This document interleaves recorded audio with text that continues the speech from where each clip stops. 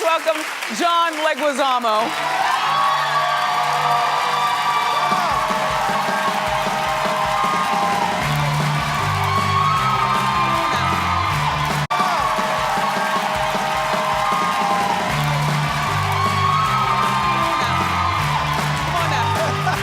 Hey, what's up, baby? How you doing? Oh my gosh. I love when you come. I love being Have here. a seat. Big fan of you. Hey, John, this is Larry Rodarte with Mi Gente magazine. How are you? Good. Well, how do you say your last name? Rodarte? Rodarte. Rodarte. Yeah. Rodarte envueltas. So let's talk about the show, man. One of the things that has really stood out to me in regard to this is how you had said, that you started an intellectual jihad. What message are you trying to say, especially to our youth? Because there's a lot of information out there, that I think you've picked up, and I think you're on the right track to something. Well, thank you. Yeah. But my son was being bullied at school, and I was like, I wanted to be like a different kind of dad. I didn't want to be the old go kick that bully's ass, put a fatwa on the bully kind of thing. I wanted to be more evolved.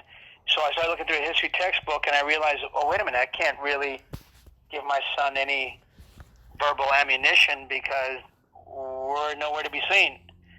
And then so I started doing a little research, going, how can that be that, and then all of a sudden you start finding out, like reading Howard Zinn's People's History of the United States, or Eduardo Galeano's Open Veins of Latin America, or Charles Mann's 1491. And you start finding all this information, and you're like, wait a minute, what? And you start finding out that 10,000 of us fought in the American Revolution. 10,000 unknown patriots out of a total of 80,000 troops. That makes us 1 out of 8. Wow. We had all kinds of officers, generals, Cuban women in Virginia at that time sold their jewelry to defeat the Patriots. General Bernardo Galvez gave $70,000 worth of weapons to Judge Washington. So we too are the sons and daughters of the American Revolution. And then you find out that 20,000 of us fought in the Civil War, and 30,000 of us in World War I, which I think the number's a lot bigger. But I'm going to need a lot of help to try to change those numbers, because we have to do a lot of research. Right. But I think those numbers are way off. I think we're closer to 100 to 200,000. Wow. Yeah, I had an uncle that fought in Normandy and was shot down and received the Purple Heart. So, yeah, I'm with you, man. I understand that his last name was Rosas.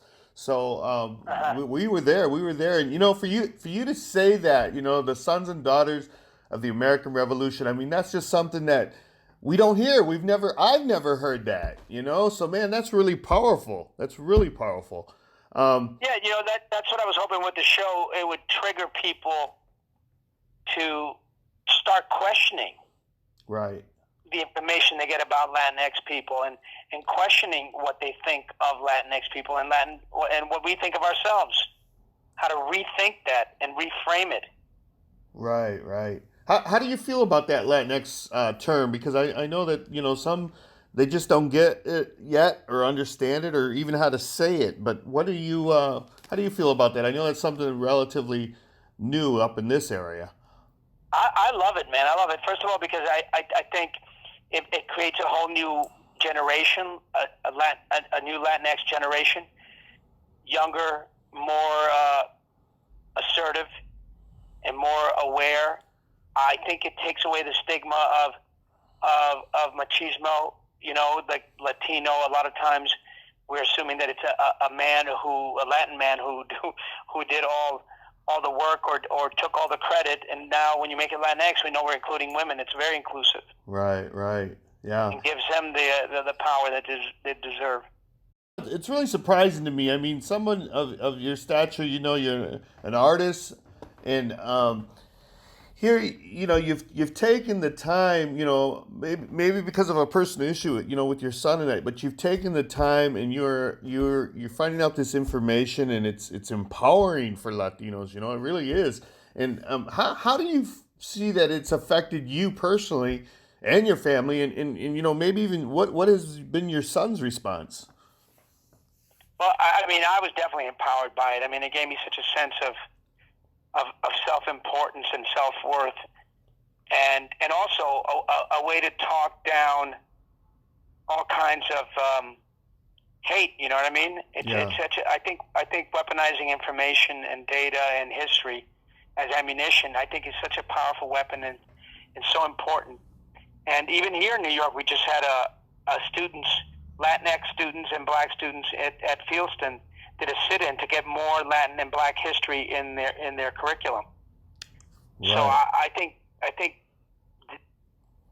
a show like this, or shows like this, help empower people, help people know where to look for the knowledge and search it out. You know. That's awesome. You know, you're probably one of the people that has really brought out and said, you know, important things that we need said in this country. And so I really salute you for that effort. Oh, thank you, my man. Thank you so much. Appreciate it. Anything else you want to say in regard to the show coming to Midland? Well, I think a lot of hearts are going to be moved and a lot of minds are going to be changed. And I can't wait for people to come and get raucous. Okay. Well, thanks so much for taking the time, and I'm excited to be writing this story, and I look to you as a hero in this country, and, you know, like I said, we don't have too many of them that we know of on a national level, so, again, hats off to you, brother, and thanks for thank you, my man. Thanks for doing what you do, man. Seriously. Absolutely. Thank you, brother. Okay, thank you. Take care, John. Bye-bye. We'll see you. Bye-bye.